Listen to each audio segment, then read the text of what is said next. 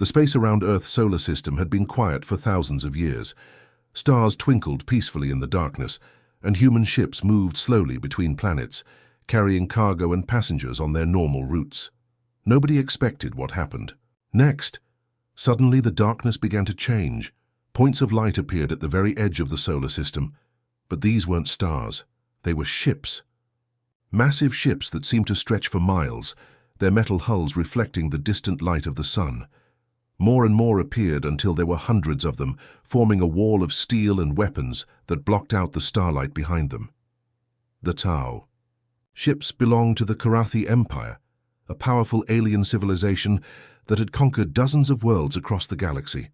Their technology was far beyond anything humans had ever seen.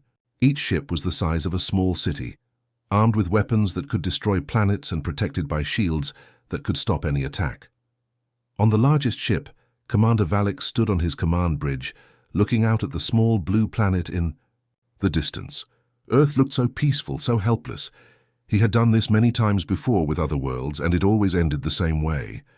The inhabitants would see his fleet, realize they had no chance, and surrender without a fight.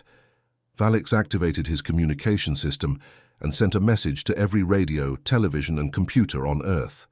His voice was cold and mechanical as it echoed across the planet. "People of Earth," he said, "I am Commander Valek of the Karathi Empire. Your world now belongs to us.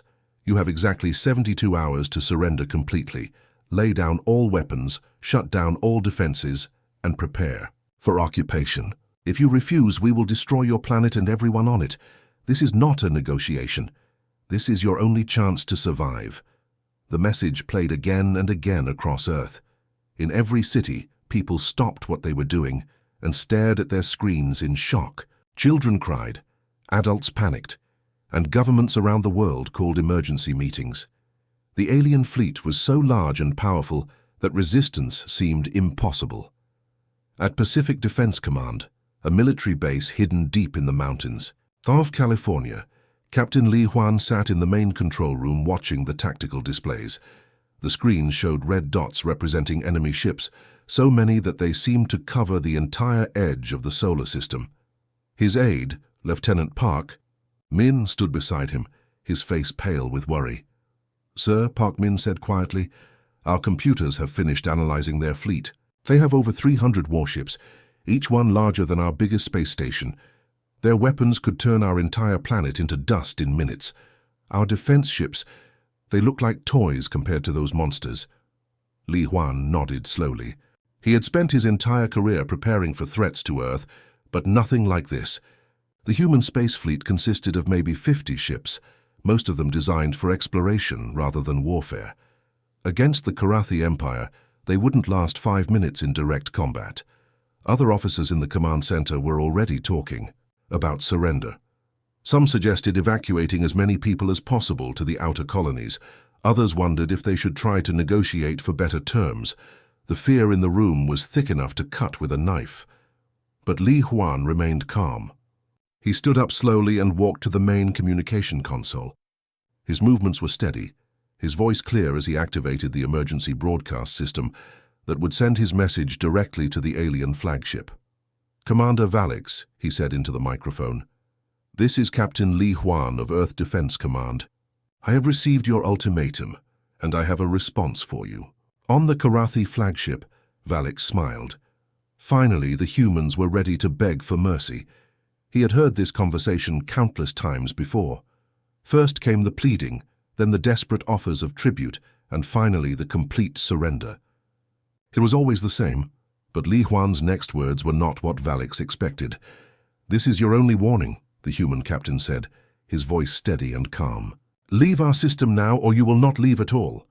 The transmission lasted exactly 15 seconds, then silence. Valek stared at his communication console in disbelief. Around him, his officers looked confused. Had they heard correctly? This primitive species, faced with overwhelming force, had just threatened them. Valek began to laugh. It started as a small chuckle, but grew into loud, echoing laughter that filled the entire bridge. His officers joined in, amused by the incredible audacity of these humans. "Did you hear that?" Valek said between laughs. "They think they can threaten us. These primitives, with their tiny ships and ancient weapons, think they can challenge the might of the Karathi Empire. But somewhere deep in space, in places the Karathi couldn't see, other things began to move. Ancient systems activated. Hidden signals were sent. And across the galaxy, people who had lived quiet, normal lives for years suddenly received messages that would change everything. Deep beneath the mountains of California, the Pacific Defense Command buzzed with urgent activity. Captain Li Huan stood in the main control room, surrounded by glowing screens and the worried faces of his officers. The room felt heavy with tension as everyone tried to process what they were seeing. Lieutenant Park Min's fingers flew across his keyboard, pulling up one tactical display after another. Each screen showed the same terrifying reality. Red dots filled the edge of their solar system, representing hundreds of alien warships. The computer had finished its analysis, and the numbers were devastating. "Captain," Park Min said, his voice barely above a whisper, "I've run the calculations 3 times. Each of their ships is at least 10 times larger than our biggest cruiser. They have energy weapons that could punch through our strongest shields like they were made of paper. And their numbers—" He paused, swallowing hard. "Sir, they have more firepower in that fleet than our entire civilization has ever built." Around the room, other officers were having similar conversations. Major Yang Seung-ho was on the phone with orbital defense stations, getting the same bad news from every position. The satellites they had placed around Earth for protection wouldn't even slow down an attack from ships this powerful. "What about our fleet?" asked Colonel Bae Soo-jin, who commanded Earth's space forces. "How many ships can we get into position?" Park Min checked another screen. "We have 47 ships available for immediate deployment. Most of them are exploration vessels with basic defensive weapons. Against their fleet, they would be destroyed in the first few minutes of any battle." The room fell silent. Everyone understood what those numbers meant. If the aliens decided to attack, Earth's military couldn't stop them. It wouldn't even be a fight. It would be a massacre. But Captain Li Huan seemed strangely calm. While everyone else showed fear and worry on their faces, he stood quietly thinking. His mind wasn't focused on the impossible odds or the overwhelming enemy force. Instead, he was remembering old conversations, classified briefings, and secrets that most people in the room didn't know existed. He walked slowly to the main communication console, his boots clicking on the metal floor. The sound seemed loud in the quiet room. Every eye watched him as he sat down and activated the emergency broadcast system. "What are you going to tell them, sir?" Park Min asked nervously. "Are we going to try to negotiate? Maybe we can offer them something they want instead of conquest." Li Huan shook his head. "No negotiations," he said simply. His fingers moved across the controls, setting up a direct transmission to the alien flagship. "Sometimes the best defense is to make your enemy think twice about attacking." The transmission began. Li Huan's voice was steady and clear as he spoke into the microphone. "Commander Valix, this is Captain Li Huan of Earth Defense Command. I have received your ultimatum, and I have a response for you." He paused for just a moment, then continued. "This is your only warning. Leave our system now, or you will not leave at all." The message was short, direct, and completely unexpected. Around the control room, officers stared at their captain in shock. Had he really just threatened an alien empire that could destroy their entire planet? The transmission ended, and silence filled the room. Park Min looked like he was about to ask a question, but Li Huan held up his hand for quiet. They all waited, wondering what would happen next. Far away in space, on the alien flagship, Commander Valix was having his own reaction to the message. His laughter echoed through his command bridge as he shared the human's words with his officers. To him, it was the most ridiculous threat he had ever heard. A primitive species with tiny ships was trying to scare away the mighty Karathi Empire. But while Valix laughed, other things were happening that he couldn't see. Deep in a secure underground facility on Earth, Dr. Kim So-young was working frantically at her computer terminal. As the head of the Intelligence Division's Historical Analysis Department, her job was to study patterns in alien behavior and predict their strategies. What she had discovered in the past few hours had shaken her to her core. The glowing screens, Around her showed data that most people would never be allowed to see. Ancient records, classified reports, and intercepted communications from across the galaxy. Dr. Kim had been putting together pieces of a puzzle that revealed something incredible about Earth's history. "This can't be right," she whispered to herself, checking the data again. But every time she ran the analysis, she got the same results. She grabbed her files and ran through the corridors of the underground base, her heart pounding. She had to get this information to General Cho Woo-jin immediately. The fate of Earth might depend on what she had discovered. The general's office was deep in the most secure part of the facility. When Dr. Kim burst through the door, Cho Woo-jin looked up from his own tactical displays with surprise. "Dr. Kim," he said, "I hope you have some good news for me. We could use some right now." Dr. Kim spread her files across his desk, her hands shaking slightly. "Sir, I've been analyzing the Karathi Empire's communications and comparing them with historical records. What I found changes everything we thought we knew about Earth's place in the galaxy." She pulled up a holographic display that showed a timeline stretching back 200 years. Red markers indicated different points along the timeline, each representing a different alien civilization. "General, this isn't the first time aliens have threatened to destroy humanity," she said. "Look at this pattern. The Nexari Collective made the exact same ultimatum 40 years ago. Before them, it was the Dominion Fleet. Before that, the Void Hunters, the Crystal Empire, the Iron Swarm, and the Devourers." Cho Woo-jin studied the display carefully. 6 different alien civilizations threatened Earth over the past 2 centuries. "What happened to them?" Dr. Kim's voice dropped to almost a whisper. "That's just it, sir. They're all gone. Every single one of them has completely vanished from the galaxy. No trace, no survivors, no records of what happened to them. It's like they just stopped existing." The general sat back in his chair, processing this information.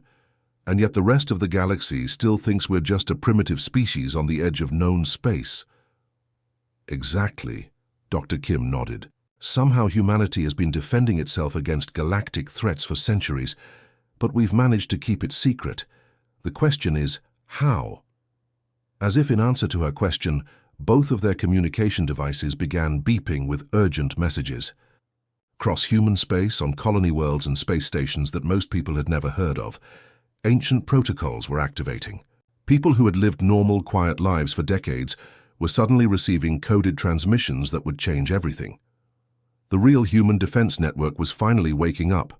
Commander Valix had grown tired of waiting for the humans to surrender. The demonstration attack on their mining station had failed to bring the expected results, and his patience was running thin. It was time to end this once and for all. "Prepare the fleet for advance," he commanded from his flagship's bridge. "We move toward Earth in full battle formation. If these primitives want to play games, we'll show them what real power looks like."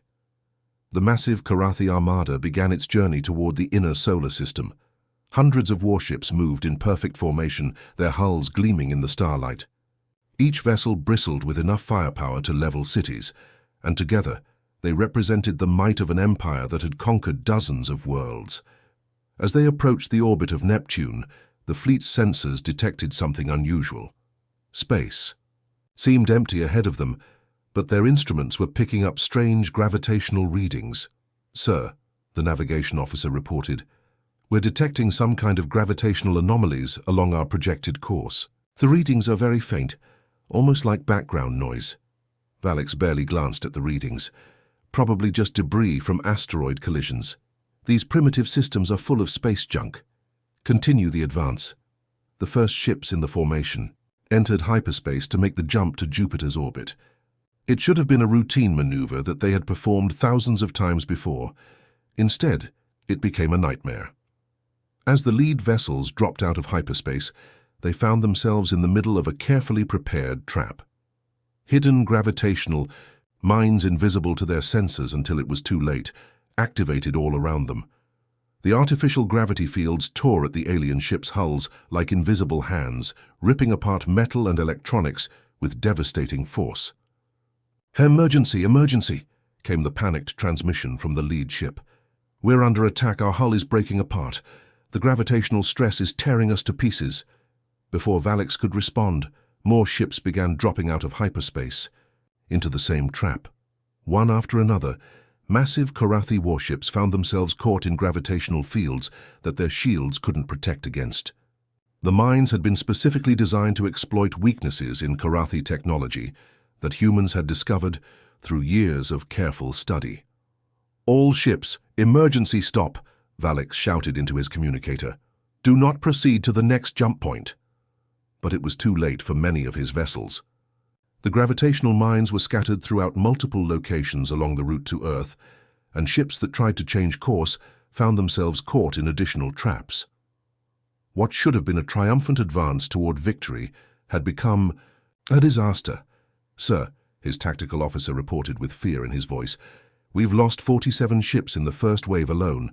The entire lead formation has been destroyed or severely damaged." Valix stared at his tactical display in disbelief. How had these primitive humans managed to set such an elaborate trap? Where had they gotten the technology to create gravitational weapons? But the surprises were just beginning. As the remaining Karathi ships tried to regroup and find a safe path forward, they suddenly came under attack from an unexpected direction.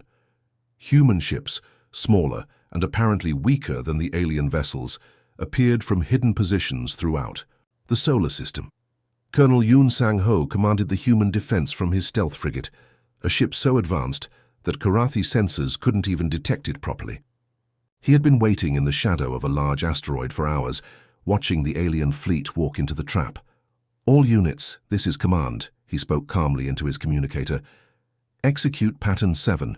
Remember, we don't need to destroy them all. We just need to make them understand they can't win." The human ships moved with precision that amazed even their enemies. They appeared from behind asteroids, dropped out of stealth mode near gas giant moons, and emerged from hiding places that the Karathi had never suspected existed. Each human vessel was equipped with weapons specifically designed to counter Karathi technology. What the aliens had thought was humanity's entire fleet, those few dozen ships they had detected near Earth, had been nothing more than a deception. The real human defense force had been hidden throughout the solar system, waiting for exactly this moment. The Karathi ships tried to fight back, but their weapons seemed strangely ineffective. Energy beams that should have destroyed human vessels were being deflected by shields that adapted to their frequency. Missiles that should have tracked their targets were being confused by jamming systems that seemed to know exactly how Karathi guidance systems worked. "How is this possible?" Valix demanded of his science officer. "How do they know so much about our technology?" The answer came not from his own ship, but from his homeworld, thousands of light years away. The communication was filled with static and panic. "Fleet Command, this is Karathi Prime," came the desperate transmission. "We are under attack.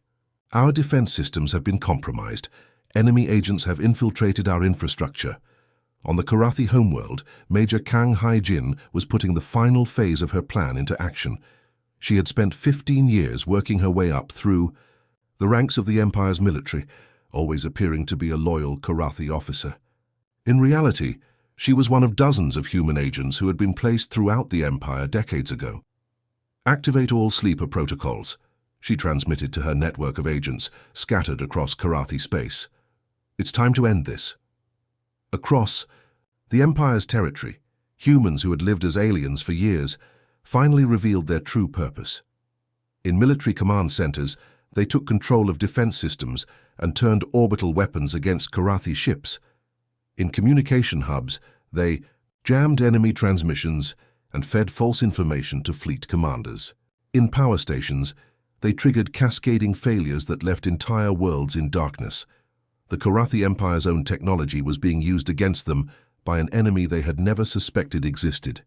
Every defense system, every weapon, every communication network had been quietly infiltrated over the course of decades. Back in Earth's solar system, Commander Valix watched his mighty armada falling apart around him. Ships were being destroyed by gravitational mines, picked off by surprisingly effective human vessels, and receiving contradictory orders from a homeworld that was clearly under attack. "Sir," his communications officer reported, "I'm getting reports from across the Empire. Our colonies are going dark one by one. It's like our entire civilization is collapsing from within." Valix finally understood the terrible truth. The humans had never been the primitive species they appeared to be. Earth's small fleet, their outdated technology, their peaceful colonies, it had all been an elaborate deception designed to make their enemies underestimate them. For decades, perhaps centuries, humanity had been placing agents throughout the galaxy, studying alien technology and preparing for exactly this kind of threat. They hadn't been hiding because they were weak. They had been hiding because they were patient, waiting for the right moment to reveal their true capabilities. The warning they had given him hadn't been a desperate bluff from a doomed species. It had been a genuine offer of mercy from a civilization that preferred peace, but had become masters of a different kind of warfare. As more of his ships fell to human traps and weapons, Valix realized that he had made the same mistake as every other alien leader who had threatened Earth. He had confused humanity's desire for peace with weakness, never suspecting that behind their quiet facades lay minds that thought in terms of decades and planned for every possible threat. The trap had been set long before his fleet had ever entered Earth's solar system. Now it was closing around him, and there was nowhere left to run. The collapse of the Karathi Empire happened faster than anyone could have imagined. What had been one of the galaxy's most powerful civilizations just 6 hours earlier was now nothing more than scattered refugees fleeing through space, desperately trying to escape the systematic destruction of everything they had built. Commander Valix sat in his damaged flagship, watching the tactical display that showed the complete annihilation of his forces. Red markers representing destroyed ships covered the screen like drops of blood. Of the 300 vessels that had entered Earth's solar system with such confidence, fewer than 30 remained functional enough to attempt escape.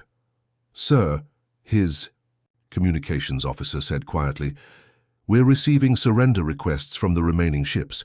They're asking for permission to withdraw from the system." Valix nodded slowly. His pride was gone, replaced by a hollow understanding of just how badly he had miscalculated. "Grant them permission. Tell all surviving vessels to retreat to the outer rim. Stay away from populated systems, and whatever you do, never approach human space again." The surviving Karathi ships limped away from Earth's solar system, their hulls scarred and their crews traumatized by what they had experienced. But their nightmare was far from over. As they fled deeper into space, they discovered that the destruction wasn't limited to the fleet that had attacked Earth. Reports came in from across Karathi space, each one more devastating than the last. Their homeworld's orbital defenses had turned against the planet itself, bombarding military installations and government buildings. Colony worlds were going dark as power grids failed and communication networks collapsed. Entire star systems that had been under Karathi control for centuries were now cut off and defenseless. The Empire's infrastructure, built up over hundreds of years, was crumbling in a matter of hours, and the most terrifying part was that they couldn't even see their attackers. The humans weren't invading Karathi worlds or occupying their territory. They were simply dismantling everything from within. On Earth, life continued as if nothing unusual had happened. In New York, people went to work in towering skyscrapers, completely unaware that a galactic war had just been fought and won above their heads.